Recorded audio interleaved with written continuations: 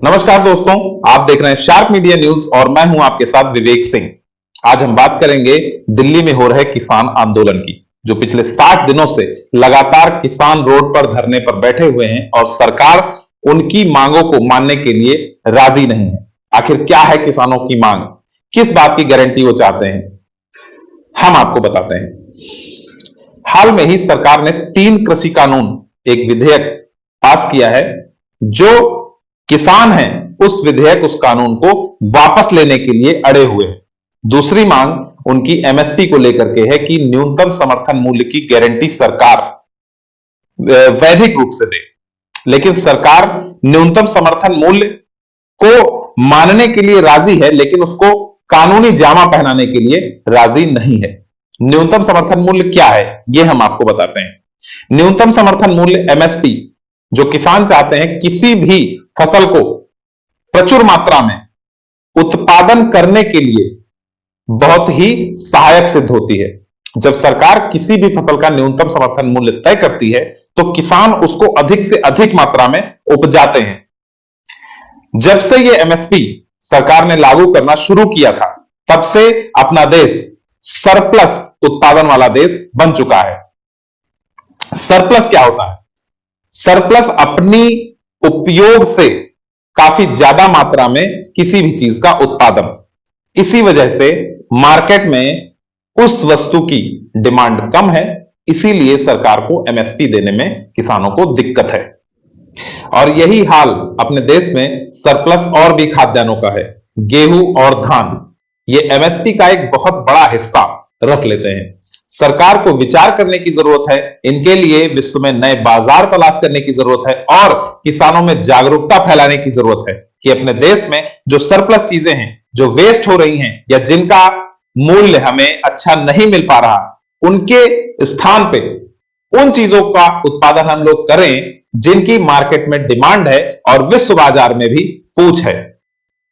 आइए, इस किसान आंदोलन पर कांग्रेस का क्या स्टैंड है और उनके प्रवक्ता गौरव वल्लभ जी का बयान आपको सुनाते हैं। आरंभ करूंगा मैं सन 2016 से, और कंपनी का नाम है AALL, Adani agro logistics limited. और सारे आंकड़े दूंगा और उन्हीं के वेबसाइट से निकाले हुए आंकड़े, उन्होंने जो स्टॉक एक्सचेंजेज में जो ब्यौरे दिए उनसे आंकड़े निकाल के आपके सामने रखूंगा। ये AALL कंपनी 2016 में 2016 में स्टॉक एक्सचेंज को जो प्रेजेंटेशन देती है उसमें कहती है कि हमने जो अडानी पोर्ट SEZ एक कंपनी है, उसने AALL Adani agro logistics limited को इवेल्युएट करा और 17-18 में उन्होंने कहा कि हमें बहुत बड़े कॉन्ट्रैक्ट मिलने वाले हैं आगे। ये उनका स्टॉक एक्सचेंज में ब्यौरा है। Sizeable business with new contracts, we become a sizable business with new contracts। 17-18 में उन्होंने अपने प्रेजेंटेशन में लिखा। 17-18 में वो लिखते हैं कि हमको अब स्ट्रेटेजी बनानी चाहिए और पोटेंशियल साइट्स हमको आइडेंटिफाई करनी चाहिए हमारे लॉजिस्टिक बिजनेस को आगे बढ़ाने के लिए। सुनिएगा, अभी बात सिर्फ चालू हुई है, क्रोनोलॉजी समझिए। 2016 में अडानी SEZ जो पोर्ट कंपनी है वो इसको AALL को रिव्यू करती है। 2017-18 में उनको लगता है कि आगे आने वाला भविष्य सुनहरा है, हमें बहुत अच्छा बिजनेस और बड़े कॉन्ट्रैक्ट्स मिलने वाले हैं, और उसके लिए वो लॉजिस्टिक बिजनेस को स्ट्रीमलाइन करने का प्रोसेस चालू करते हैं। 2017-18, 18-19 में उन्हें स्टोरेज के ठेके मिलते हैं कई राज्य सरकारों से, जिनका ब्यौरा भी मैं दूंगा। अब खास बात सुनिए, जिसका जो मूल मंतव्य है आज की प्रेस वार्ता का, वो ये है कि भारत सरकार AALL, जिसका मतलब अडानी एग्रो लॉजिस्टिक्स लिमिटेड है, भारत सरकार उनको स्टोरेज का पर टन का जो कॉन्ट्रैक्ट है वो गारंटी करती है। ये भारत सरकार गारंटी देती है उनको कि आपको पर टन हम इतना पैसा तो देंगे ही, और 1 साल के लिए नहीं, 2 साल के लिए भी नहीं, 30 साल के लिए।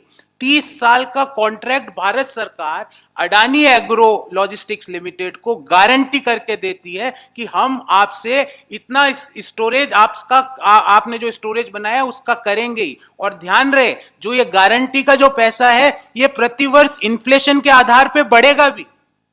एक तरफ तो किसान जो आज 39वें दिन 39th डे अपने एमएसपी की लीगल गारंटी के लिए 57 से ज्यादा लोग शहीद हो गए, 3 लोगों ने अपने शरीर त्याग दिए उनके समर्थन में, उनको गारंटी नहीं मिलती है।